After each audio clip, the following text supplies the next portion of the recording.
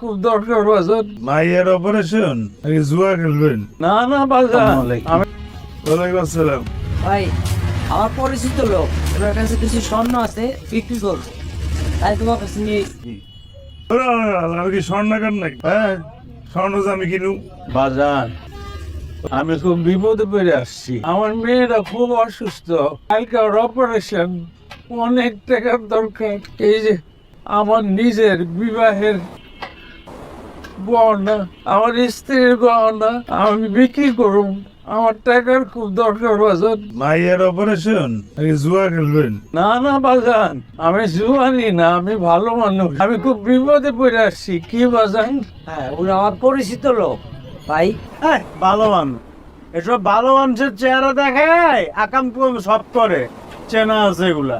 এই ভাই, লড়ার সময় একটু চেক করে হলো তো।